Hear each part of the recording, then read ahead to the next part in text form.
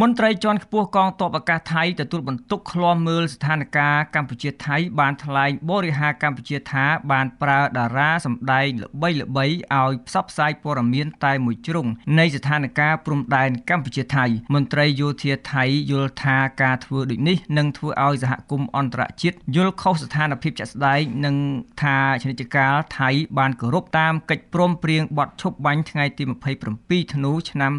2025តែមន្ត្រីរដ្ឋាភិបាលកម្ពុជាអះអាងថាតារាល្បីៗលំដាប់ពិភពលោកមិនអាចត្រូវបានគេបញ្ជាឲ្យធ្វើរឿងអ្វីមួយបានទេនិងថាថៃក៏ត្រូវតែគោរពតាមបទឈប់បាញ់ដោយដែលខ្លួនបានប្រកាសដែរបើតាមសេចក្តីរាយការណ៍របស់កាសែតថៃ Khawsort English ចុះថ្ងៃទី26ខែកក្កដាឆ្នាំ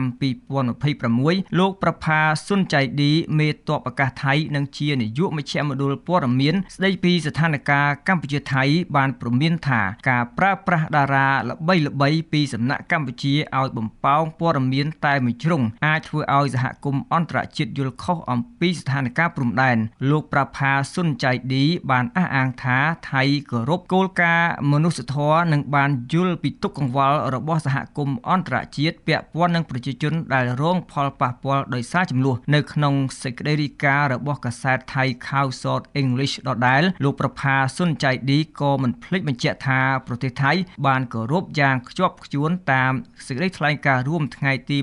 27ខែធ្នូឆ្នាំ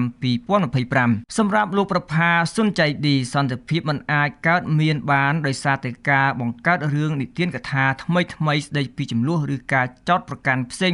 តាមប្រព័ន្ធផ្សព្វផ្សាយនោះទេដោយសង្កត់ធ្ងន់ថាការធ្វើដូចនេះនឹងធ្វើឲ្យខូចការកសាងទំនុកចិត្តរវាងថៃនិងកម្ពុជាទោះបីជាមេទ័ពអាកាសថៃលោកប្រផាសុនចៃឌីមិនបាននិយាយចំឈ្មោះតារាល្បីរូបណាក៏ដោយក៏គេដឹងថាលោកចង់និយាយសម្ដៅលើតារាភាពយន្តHollywood ដ៏ល្បីល្បាញក្នុងលោកគឺលោកស្រី Angelina Jolie ថ្មីនេះលោកស្រី Angelina Jolie បានធ្វើអត្ថាធិប្បាយលើបណ្ដាញសង្គម X ថាចំនួនព្រំដែនខ្មែរថៃដែលបានផ្ទុះកាលពីឆ្នាំ2025បានធ្វើឲ្យប្រជាជនជាច្រើនអ្នកបាត់បង់នៅអារម្មណ៍មានស្ថិរភាពនិងសុវត្ថិភាពតារាភាពយន្ត Hollywood រូបនេះដដែលបានផ្ដល់នូវការកត់សម្គាល់ថាកម្ពុជាជាប្រទេសកំណើតកូនប្រុសរបស់លោកស្រីនិងថាអស់រយៈពេល20ឆ្នាំកន្លងទៅនេះលោកស្រីបានបំពេញការងារជាមួយក្រុមការងារក្នុងសហគមន៍នានាស្ដីពីការអភិរក្សនិងអភិវឌ្ឍសហគមន៍ដោយបានបង្កើតមូលនិធិ Mad Dogs ដើម្បីដោះគ្រាប់មីនលោកប៉ែនបូណាប្រធានអង្គភិបអ្នកនាំពាក្យរដ្ឋាភិបាល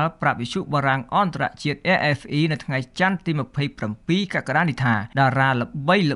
លំដាប់ពិភពលោកមិនអាចទទួលការបង្គាប់បញ្ជាពីភាគីណាមួយឲ្យនិយាយអ្វីមួយបានទេនឹងថាលោកស្រី Angelina Jolie បាននិយាយចេញពីចិត្តរបស់គាត់និងផ្អែកលើអ្វីដែលគាត់បានឃើញផ្ទាល់នឹងភ្នែកដោយឡែកពាក់ព័ន្ធនឹងការគោរពតាមបទឈប់បាញ់ត្រូវបានលោកប៉ែនបូណាបញ្ជាក់ថាសហគមន៍អន្តរជាតិបានដឹងអំពីការរំលោភបំពានរបស់ថៃមកលើកម្ពុជាពលថៃមិនអាចយកជើងអេទៅបាំងដំរីស្លាប់ទាំងមូលឬក៏យកដៃទៅបាំងព្រះអាទិត្យបានឡើយសម្រាប់ប្រធានអង្គភិបអ្នកនាំពាក្យរដ្ឋាភិបាលរូបនេះដដែលបើថៃពិតជាគោរពបទឈប់បាញ់មែនថៃគួរទទួលយកសំណើកម្ពុជាឲ្យមានកិច្ចប្រជុំ JBC ឡើងវិញព្រោះកម្ពុជាបានដាក់សំណើចំនួន9លើកហើយតែថៃនៅមិនព្រមបើកការប្រជុំជាមួយកម្ពុជា